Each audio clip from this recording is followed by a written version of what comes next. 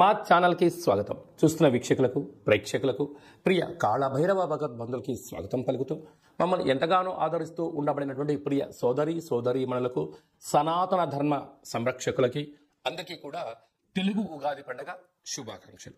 అలాగనే వసంత నవరాత్రుల ప్రారంభోత్సవ అమ్మవారి యొక్క ఆశీస్సులు. ఈ క్రోధినామ సంవత్సరం అంతనూ కూడా అందరికీ శుభం, జయం, లాభం జరగాలని శ్రీ నరదృష్టి నివారణ కాళభైరవ స్వామిని కోరుకుందాం, వేడుకుందాం. కనుక ద్వాదశ రాశుల్లో గ్రహ గమనాలు ఒకసారి వీక్షింపచేద్దాం. మేషరాశిలో బుధుడు మరియు గురు సంచార స్థితి, కన్యరాశిలో కేతు సంచార స్థితి, కుంభరాశిలో కుజుడు మరియు శని సంచార స్థితి, మీనరాశిలో రవి, శుక్ర, రాహు సంచార స్థితితో ఈ విధంగా ఉన్నాయి. ఈ సంవత్సరం రాజు కుజ భగవానుడు.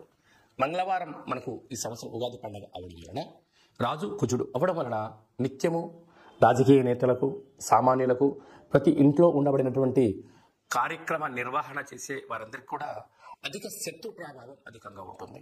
నిత్యము అంతర్గతమైనటువంటి భద్రతా లోపము, రక్షణ శాఖలో, న్యాయశాఖలో, అడ్వకేట్స్, పోలీసు, రక్షణ రంగాలలో వీరితో బాగా విపరీతమైన ఇబ్బందులు ఉండేటువంటి అవకాశాలు ఉన్నాయి. ఈ సంవత్సరము అధికమైనటువంటి వేడి, అధికమైన వర్షాలు, అన్ని అధికస్యం ఉండేటువంటి పరిస్థితి ఉంటుంది. భానుడు విపరీతమైనటువంటి ఉష్ణోగ్రతను వెదజల్లే పరిస్థితి ఉంటుంది. పర్యావరణము పరిరక్షణకు దూరం అయ్యే పరిస్థితి చాలా అధికంగా ఉంటుంది. అదియే కాకుండా మంత్రివర్యులు శని భగవానుడు.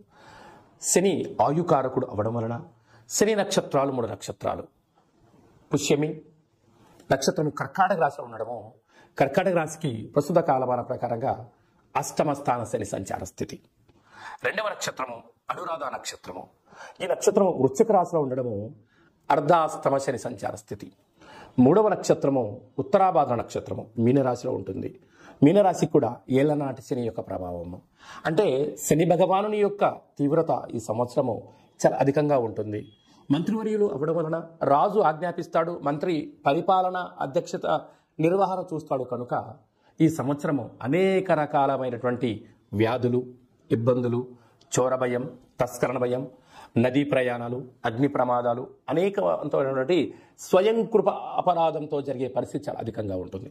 కనుక ఇలాంటి కాల సమయంలో ఈ సంవత్సరం అంతనూ కూడా శని భగవానుని యొక్క ఆశీస్సులు, మంత్రి ఆశీస్సులు మనకు కలగాలి అన్నట్లయితే ప్రధానంగా ఒక వ్యక్తి తన ఎంత బరువు అయితే ఉంటాడో అంత బరువు కలిగినటువంటి ఉప్పును తులాభారంగా చేసుకొని, ఆ ఉప్పును శివలింగ ఆకారంగా ఏర్పాటు చేసుకొని, రుద్రుడి యొక్క నమ్మకాన్ని, శని యొక్క మూలమంత్రాన్ని సంపుటీకరణ చేసుకుంటూ జలంతో ఆ యొక్క శివలింగానికి, అంటే ఉప్పుతో చేసిన శివలింగానికి అభిషేకం చేసుకోవడం వల్ల నీటితోనే ఉప్పు మరణిస్తుంది, నీటితోనే తయారవుతుంది. కనుక సమస్యలు సమసిపోతాయని చెప్పి గమనించాలి. ఈ ఒక్క చిన్న రెమెడీ కార్యక్రమం చేసుకుందాం. శని భగవాన్ యొక్క ఆశీస్సులు పొందుదాం. శ్రీ క్రోధినామ సంవత్సరంలో అందరము ప్రశాంత, సుఖవంతమైన, ఆనందకరమైన, ఆరోగ్యకరమైనటువంటి జీవితాన్ని పొందుదాం. మీనరాశి వారికి తెలుగు ఉగాది పండగ దగ్గర నుంచి ఎలా ఉండబోతుందో ఈ వీడియోలో సవివరంగా, సంపూర్ణంగా తెలుసుకుందాం. మీనరాశిలో ఏ నక్షత్రాలు వస్తాయి అనగా పూర్వాభాద్ర నక్షత్రంలోని చివరి పాదమైన 4వ పాదము, ఉత్తరాభాద్ర నక్షత్రంలో 4 పాదాలు, రేవతి నక్షత్రంలోని 4 పాదాలు కలిపితే మీనరాశి అవ్వడం జరుగుతుంది. అలాగనే చాలామందికి పుట్టినటువంటి కాల సమయంలో డేట్ ఆఫ్ బర్త్లు లేనటువంటి కారణం వలన పేరు యొక్క మొదటి అక్షరాన్ని అనుసరిస్తూ రాశిని తెలుసుకునే ప్రయత్నం చేద్దాం. ది, దుమ్, షం, జా, ధా, దే, దో, చా, చి అక్షరాల వారందరూ మీనరాశి జాతకులే.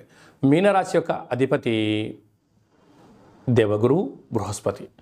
వీరికి ఒకవైపు ఏళ్లనాటి శని, రాశిలోని రాహు సంచార స్థితి, రాశిలోని రవిశుక్ర సంచార స్థితి, 2వ స్థానంలో బుధగురు సంచార స్థితి, సప్తమంలో కేతు, వ్యయంలో కుజశని సంచార స్థితి ఉండడం వలన కుజదోషము, ఏలనాడు శని, రాహు రాశిలోనే సంచారం చేయడం వలన స్వయం వృత్తులు, సేవారంగాలు, సాఫ్ట్వేరు, హార్డ్వేరు, గృహ భవన నిర్మాణ కార్యక్రమాలు చేసేటువంటి వారందరూ కూడా, ప్రభుత్వ ఉద్యోగ ప్రయత్నం చేసే వారందరికీ కూడా చాలా మంచి కాలం.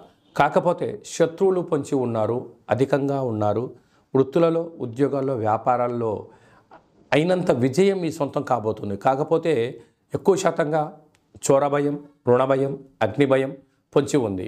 కనుక మీ జన్మ నక్షత్రం రోజున పూర్ణిమ అమావాస్య తిథులయందున ఈ ఎలనాడు శని ఉన్నంత వరకు ముఖ్యమైన పనులను వాయిదా వేసుకుని ఉత్తమోత్తంగా భావించగలగాలి.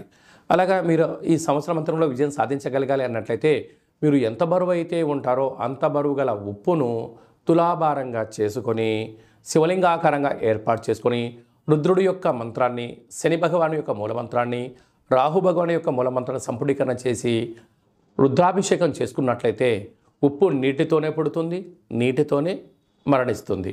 కనుక ఇలాంటి సమస్యలని కూడా తొలగిపోయి అద్భుతమైన విజయం మీ సొంతం అవుతుందని చెప్పి గమనించాలి.